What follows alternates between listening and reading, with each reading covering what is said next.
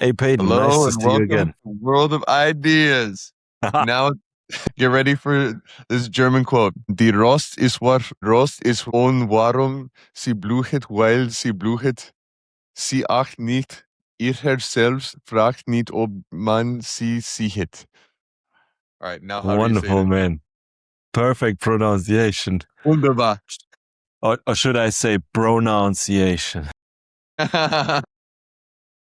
Okay, it was Angelus Silesius, ein cherubinischer Wanderer, who said, ob man sie siehet. And now I was I close. have to give the English quote to you now. All right, I got it. It is, the rose is without why. It blooms because it blooms, cares not for itself, and asks not if it is seen. What do you think about this quote? What does this bring to you? It brings to me that beauty won't ask for attention. It is just what it is. Well, you can argue the rose is beautiful because it wants to attract bees and all the pollinators so that it can procreate. Well, and arguably that's fine. There's also some kind of question which comes up, which is, in which state is a flower in a perfect state? In which state of its cycle of growth is a flower perfect? Maybe I can give that question to you, Peyton. We already discussed it once, I guess. It's always perfect. It's perfect right wherever it's at. It's right as it's meant to be. And what comes to me for this is a quote from the Tao Te Ching that says, "He who tries to shine dims his own light." And I think this is really true. If we look around at the people that we find magnetic or at the things that we find magnetic, it's not a struggling effort of self-consciousness to try to be more charismatic that makes someone charismatic to us. It actually works in the opposite direction. And so ironically, if we have too much of an effortful desire to be magnetic or beautiful or charismatic or interesting or any of these things, we get in the way. In fact, it's actually not just unhelpful, but truly counterproductive in these things. And we can observe in nature that some of the almost all of the amazing things that we see outside of humans are things that have no regard for how they're perceived. I have a cat who can no longer even live indoors with me. It is such a little apex predator named Tiger, and he is the most like cool little ocelot looking animal and an absolute apex predator, the most athletic animal I've ever seen. And he's so cool just looking at him, but he has no idea how cool he is. Like he just walks around and he is completely himself, and he has no conception whatsoever of how he appears or anything. And yet he's this like super interesting, hilarious, cool, athletic, talented little creature and beautiful animal, and has no idea about it. And I think the fact that he has no self-image that actually is a part of the appeal. He just is completely himself. And when I look at humans, a lot of the ones that are the most magnetic, the most interesting, that draw us to them, that we like what we see and we want more of this person and we enjoy being around them or whatever, they too have this quality of, I would say, obliviousness isn't the right word for it. It implies a lack of awareness, but they're not like looking at themselves from the third person and thinking about how they're being perceived and recalibrating their actions in every moment based off of how it will be perceived by those around them or by themselves. They're without this inhibition of consistent self-consciousness that drains us of our sort of charisma or magnetic ability or beauty in some way. And so truly, even if what we truly care about, ironically, is to be magnetic or whatever it is, actually letting go of that is important. And even if we don't care about it, letting go of it is also important too. It's this letting go of how we're perceived by others and even by ourselves is really helpful for it's just better for our energy, it's better for how things go, it's better for our interactions, it's better for everything. And yet we're constantly conditioned on the opposite. All the places that we go, the people that we see, it's as if the world and depending on what we do too, if we're on social media, I would say more than anything, it's like the world holds up mirrors in front of your face all the time. And everybody, like a lot of times people, there's fingers pointing back at you and learning how to surf this and let it flow right through you rather than grab onto everything and identify with everything and cling on to seeming a certain way. It's really important to become our best selves and to reach our potential. We've got to release all of this self-concern, or at least release it again and again and again when it arises. How do you think we can, what is the foundation of this? What is the practice of this? And any other thoughts of the power and utility of letting go of these things? Awesome compilation, Peyton. It reminded me of the saying that the happiest people discover who they are and align their life with it accordingly. And that first needs to be discovering who you are. First, knowing yourself to the point of knowing your strengths or weaknesses or shortcomings or places where you shine, but not in a way where you get superficially attached to it being a certain kind of way, but just appreciating whatever is for what it is. Like the flower, it just comes, it just blooms. If the conditions are there will be a beautiful thing. Same with beautiful people. They just bloom, they are just here, maybe without them doing anything for it. But that kind of gift needs to be appreciated in a way where you honor it through knowing what there is, through honoring the beauty of it, through going through and living a life which is aligned with whatever it is, what you know about who you are. That is the biggest honor, in my opinion, because nature didn't make us to do anything. It just exists. This beauty emerges, and out of these interactions, the beauty emerges. There is no goal, and therefore we can just try to be happy through doing whatever is what we want to do. And you mentioned the kind of energy which is necessary for that. It's kind of this non-attachment. It's kind of this non-neediness, knowing that you are enough. You are enough as you already are. And you probably have enough, whatever you have. So also the awareness about what is your enough? What does it mean for you to have enough, to be enough?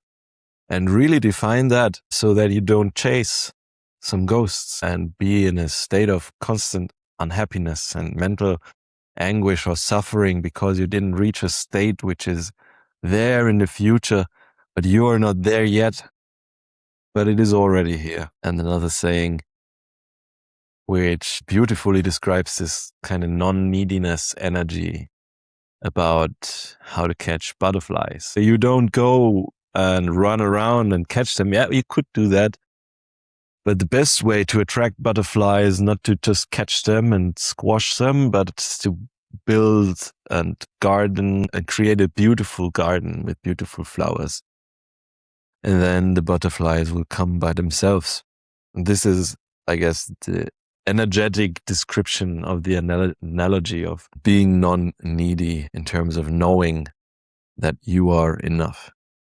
Peyton, how does knowing that we are enough help us living a happier life? I think it's important because we don't have to go searching for it on the outside. We don't have to cling to how others are currently perceiving us in this moment on the outside. And it's when it's the opposite, when we have this neediness stance of, I need this person to think this thing about me, I need people to see me a certain way, whatever. it really is this, it's like you're galloping on a horse, and as soon as you hit a tiny bump, you get thrown off the horse. And so you could have the greatest day ever yesterday where 10 people go and compliment you and you look so awesome, and things are great, and you feel like a king, and you seem so special in your own eyes and in others. And then today something happens where you look foolish and you don't remember yesterday. It's completely not there with you. You just feel this deep contraction or shame or disappointment or whatever these negative emotions are. You never possess these things. You're always in the most insecure position possible, where everything depends on your next thought and the next thing that happens, and you're fragile to the perceptions of others when you go find this your self-worth on the outside.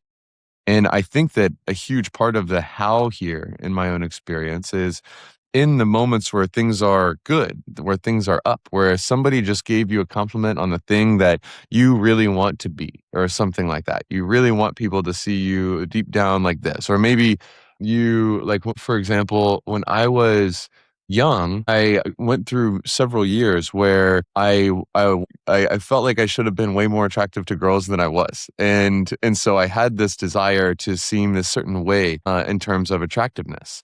And then when I grew up, things changed in terms of how I seemed or my appearance or whatever.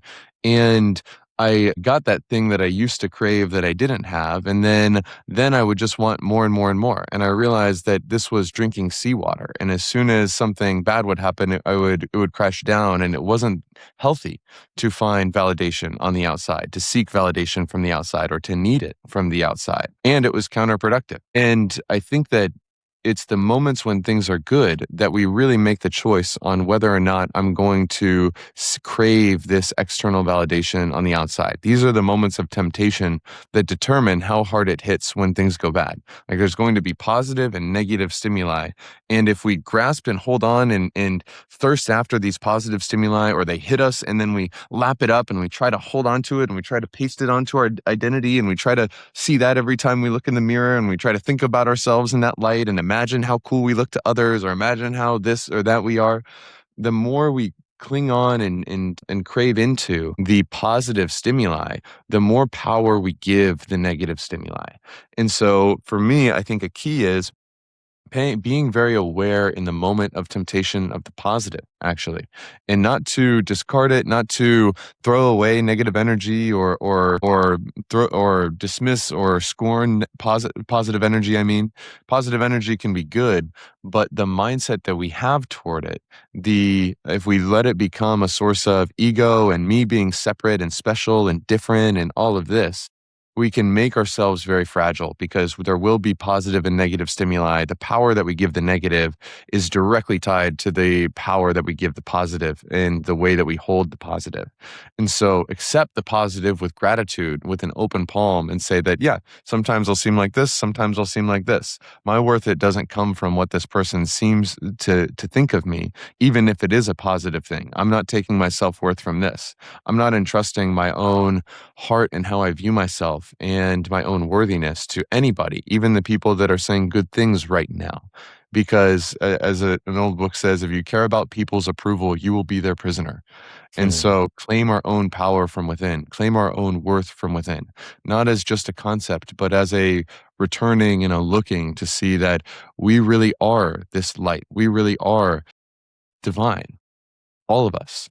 And all of us share this divine breath. I think finding our true identity there, beyond the surface level identity, is the foundation for a greater resilience and flourishing. And ironically, it also bears good fruits on the outside, even by letting go of the external fruits. It seems to cash in even the direction of the thing that it no longer craves, which is interesting. The last thing I'll mention is just, there are some, in my own experience, there's things upstream of this that do make it harder, that seem to have real cause and effect on this. I think a part of it is, if we actively participate, well, I can't say everybody, but for me, I noticed that, for example, certain social media culture or ways of using social media they made it much harder to let go of how I seemed and appeared. And so I would say that our our current age, especially Instagram culture for our generation, and not to say that it's always bad or that everybody holds it bad or whatever, but just a personal experience that participating in what I call Instagram culture can make it really hard to let or if we're participating in a very self-imagey way, trying to appear a certain way or put on a certain artifice. I think, and there's other areas in people's life that some people do this on LinkedIn, some people do this wherever, and off social media, and yada yada. It's not just that, but it's a way of holding our own self-image and taking our image too seriously. I think there's things that we can do that can really tie a rope to our ankle where we get yanked around when we don't seem how we want to seem, that we should be wary of the cause and effect of these things, or intentional about them at least.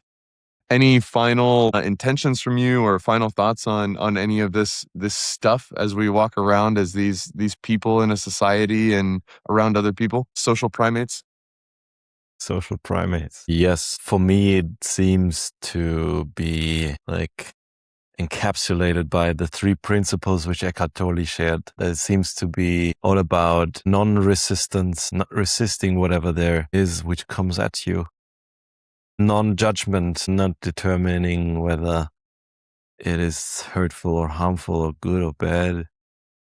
And non-attachment, just not being attached to a certain kind of outcome or image. And if we be reminded of these, we will have a much easier time dealing with all the situations which are there. And this is also my intention, to be more aware about my own judgments, to be more aware whenever I move into resistance, and to be more aware when my attachments outgrow my capability to let go. Man, that's good. I can't beat it. I want those. I have those intentions now too. That's just what I needed to hear. That rings deeply true. And I see that I have a lot of opportunity on these things. I have a lot of opportunity to let go of resistance, judgment, and attachment in certain areas where they arise. And so I'm grateful you shared that. I'm going to carry that with me this week, man. I appreciate it. Thank you very much, man. Die Rose blüht, wie die Rose blüht, für sich selbst, und sie fragt nicht danach, ob sie jemand als schön betrachtet. Ja, sehr gut, wunderbar.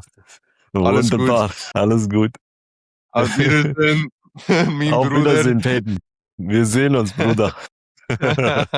Thank you, Bye, friend. for now. Ciao.